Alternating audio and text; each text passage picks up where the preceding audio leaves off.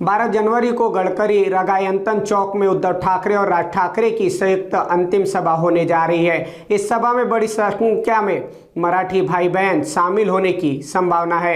8 January को हुए road show के दौरान राज ठाकरे ने करीब 28-30 शाखाओं का दौरा किया।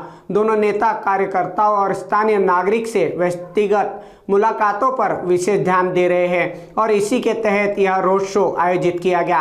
ऐसी जानकारी मन से जिला अध्यक्ष अविनाश जाधव ने ठाणे में मीडिया से बातचीत के दौरान साझा की।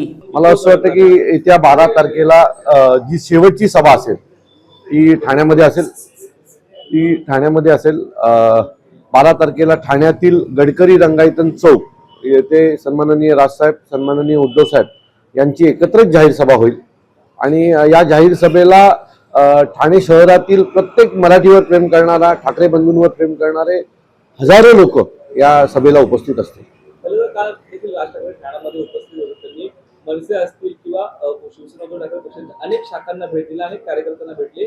आनंद दिघेंच्या पुतळ्याला देखील त्यांनी अभिवादन केलेलं एकंदरीत। नाही, आनंद दिघे साहेब तर सन्माननीय राजसाहेबांचे मित्रच होते आणि या वेळेला सभेंवर बंद देण्यापेक्षा कार्यकर्त्यांना भेटण्यावर सन्माननीय राजसाहेब ठाकरे असतील, उद्धवसाहेब ठाकरे असतील यांनी भर दिला होता आणि त्याचाच काल एक भाग होता की सन्माननीय राजसाहेबांनी काल जवळजवळ 26 शाखांना ठाण्यातल्या भेट दिली आणि कार्यकर्त्यांचा उत्साह अतिशय जोशात होते कार्यकर्ते आणि लोकही सन्माननीय राजसाहेबांना जाताना हात दाखवत होते, त्यांना बघून अभिवादन करत होते। सो या सगळ्या गोष्टी ज्या होत्या त्या निवडणुकीला सन्माननीय साहेबांच्या या सगळ्या दौऱ्याचा उपयोग 100% होईल। आम्हाला कशा प्रकारचा चेहरा बोला बद्दल कालच्या दौऱ्यानंतर एका सभेनंतर नक्कीच ज्या वेळेला शिवसेना मनसे एकत्र आली त्याच वेळेला चेहरा मोहरा बदलायला सुरुवात झाली। आज आमच्या रॅल्यांना, प्रत्येक रॅलीला उमेदवारांच्या 500-500 हजार लोक असतात।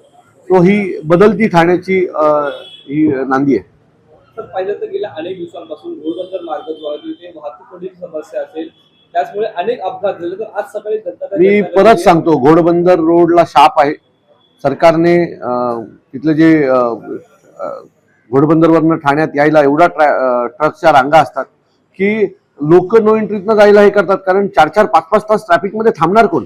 आम्ही एवढं ओरडूनही त्या घोडबंदरच्या रस्त्याचं अजून कुठल्याही प्रकारचं काम सुरू नाही।